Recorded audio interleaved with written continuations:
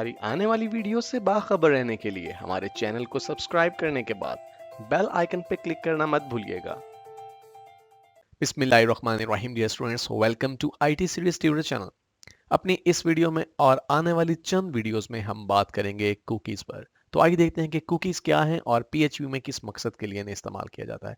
Dear students, अब तक हम बात कर चुके हैं कि यूज़र से डाटा लेने के लिए हम कुछ तरीके इस्तेमाल कर सकते हैं। उसमें पहला तरीका ये है कि हम URLs का इस्तेमाल करते हैं और इस सूरत में हम जानते हैं कि हमारे पास सुपर ग्लोबल अरे गेट प्रोड्यूस होती है और इस सुपर ग्लोबल अरे के एलिमेंट्स को हम एक्सेस कर सकते हैं। इस पर हम डिटेल से बात कर चुके हैं। इसके अलावा हमने देखा कि यूजर्स फॉर्म्स का इस्तेमाल करते हैं और फॉर्म्स के यूज करने की सूरत में हमारे पास एक सुपर ग्लोबल अरे पोस्ट क्रिएट होती है और उस सुपर ग्लोबल अरे पोस्ट में से भी हम डिफरेंट एलिमेंट्स को फेच कर सकते हैं, एक्सेस कर सकते हैं, स्टोर कर सकते हैं। यूजर्स से डाटा लेने के लिए एक और मेथड जो यूज किया जाता है वो है कुकीज का।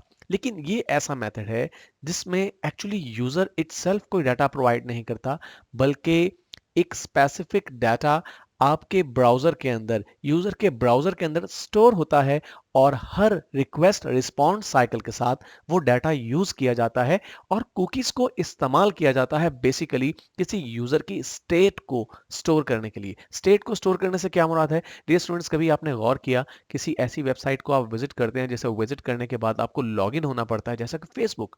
जब आप फेसबुक में लॉगिन हो जाते हैं तो लॉगिन होने के बाद आप डिफरेंट पेजेस के ऊपर जाते हैं, आप डिफरेंट फ्रेंड्स की रिक्वेस्ट को देखते हैं, आप डिफरेंट नोटिफिकेशंस को देखते हैं, डिफरेंट पेजेस के ऊपर जाते हैं, डिफरेंट ग्रुप्स में जाते हैं। लेकिन कहीं पर भी जाके क्या आपको दोबारा से लॉगिन होना पड़ता है? नहीं। जब आप एक मर्तबा लॉगिन हो गए तो हर पेज जो आप फेसबुक का एक्सेस कर रहे हैं वहां पे आप पहले से लॉग्ड इन थे। ऐसा कैसे मुमकिन हुआ? ऐसा मुमकिन इस वजह से हुआ क्योंकि आपकी ये जो स्टेट थी कि आप इस वक्त लॉग्ड इन है, ये स्टेट स्टोर की गई एक स्पेसिफिक कुकी के अंदर। तो फिर हर मर्तबा जब आप किसी भी स्पेसिफिक पेज को एक्सेस करने के लिए किसी लिंक पर क्लिक करते हैं तो एक्चुअली उस वक्त जो रिक्वेस्ट प्रोड्यूस होती है उस रिक्वेस्ट के साथ वो कुकी भी आपकी रिक्वेस्ट के साथ जाती है जो कि आपके ब्राउजर में स्टोर हुई। इट मींस कि कुकी वो इंफॉर्मेशन है या वो स्मॉल फाइल है जो कि आपके ब्राउजर में स्टोर की जाती है। और ये कुकी कौन स्टोर करवाता है? ये स्टोर करवाई जाती है उस वेबसाइट के थ्रू जिस वेबसाइट को आप एक्सेस करते हैं, जिस वेबसाइट को आप ओपन करते हैं। और कुकीज का मेन मकसद होता है आपके डिफरेंट स्टेट्स को रिकॉग्नाइज करना, इस चीज को आइडेंटिफाई करना कि ये वही यूजर है जिसने पिछली रिक्वेस्ट दी थी।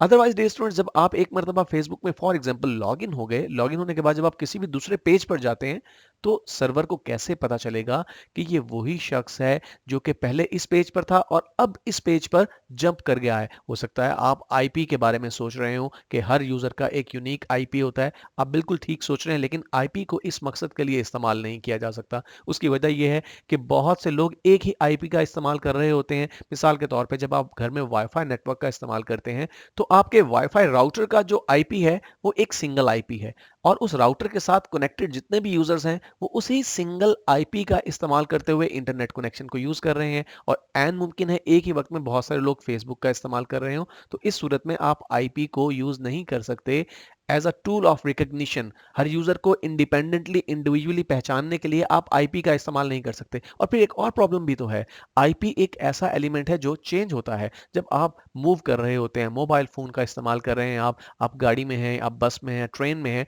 तो आप एक जगह से जब दूसरी जगह मूव करते हैं तो आप डिफरेंट टावर्स के साथ कनेक्ट होते हैं और हर मर्तबा जब आप डिफरेंट टावर के साथ कनेक्ट होते हैं उस वक्त आपका आईपी चेंज हो जाता है। तो फिर आपकी आइडेंटिफिकेशन कैसे हो पाएगी कि ये वही यूजर है जो पहले इस पर्टिकुलर पेज पर था और अब इस पर्टिकुलर पेज पर आ गया है? तो इसके लिए डियर स्टूडेंट्स कुकीज का इस्तेमाल किया जाता है। और एक्चुअली कुकी क्या है? ये भी एक सुपर ग्लोबल अरे है जिसका नाम है कुकी। ये सिंगुलर फॉर्म में आती है कुकी।